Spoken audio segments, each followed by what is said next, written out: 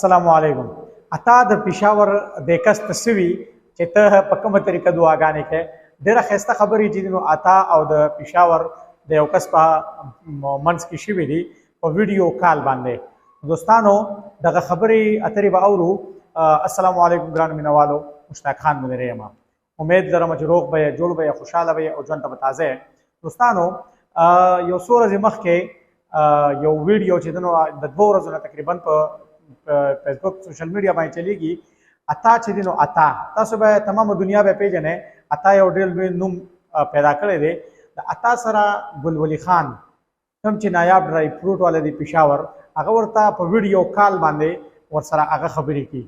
نو هغه ورته د دې طرفه د ګفټ آفر وکړي چې تا له به چې دی نو زه یو ګفټ دا مې د کس له به ورکوم او دې به دا ګفټ ته وړي.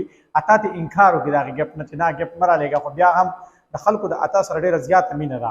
نو هغه ورته وایي چې نه دا ګفټ دی، دا زما د طرفه دی او دا به زه تا ته درلېږم. بلکل دا ګفټ چې دی دا به د دې کس په لاس باندې یو کس هلته ولاړ دی چې د ده په لاس باندې به دا ګفټ تا ته میلاویږي. نو بیا ګلولي خان ډېر زیات د زړه نه چې دی نو خوشحاله شوي دي او اتا ته چې دی نو دعاګانې کوي. ډېرې ښکلې ښکلې دعاګانې ورته کوي. الله دې په عمر کې برکت واچوه، الله دې ژوند اوږدو کا، الله تعالی دې د پښتنو دپاره څه کوم او چې کومې دعاګانې هغه وکړي نو اتا ورته په جواب کې وي چې ته خو بلکل د بوډاګانو زنانو په شان دعاګانې کوې. نو بلکل دوستانو دغه ویډیو را سره وګورئ، بیا پرې وروستو نورې خبرې اترې کوو. ور سړی خپل ځان ته پورم دی، خو ښه سړی او مسلمان سړی او تکړه سړی هغه ده چې یو بل مسلمان ته په تنګسه کې پکار شي.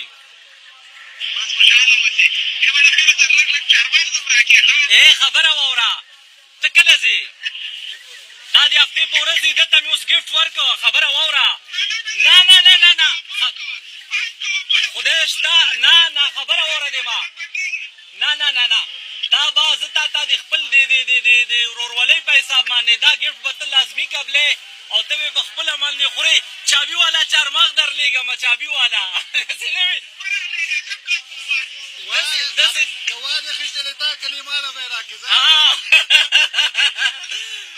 نور څه خدمت وکړو وروره، هډر کوه دې ځای نه.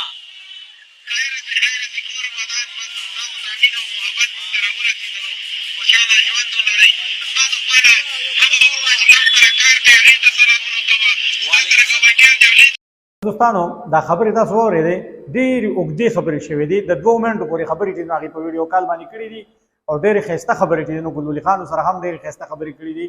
دوستانو اتا چې دی دا یو ډېر نیکدله انسان دی او الله تعالی د هغه نه د خیر کارونه اخیستي دي او داسې کس دی چې په تمامه دنیا کې به زه تاسو ته ووایم چې په تمامه دنیا کې چې کوم ځای ته ځي او دا اتا نوم لري نو تمامه دنیا یې پیژني او داسې د غریبي کورنۍ سره تعلق نه لري، ښه د یو مالدارې کورنۍ سره په خپله باندې تعلق لري. خو د بعضې په دنیا کې داسې خلک شته چې د هغې سره د غریب سړي احساس وي. نو بس دا احساس والا سړی دی.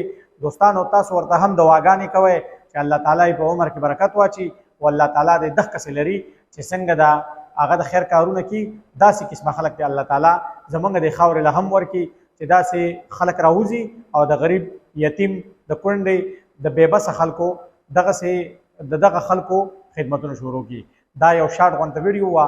د نیکسټ ویډیو پورې ما مشتاق خان بن راکړي اجازت. الله پامان.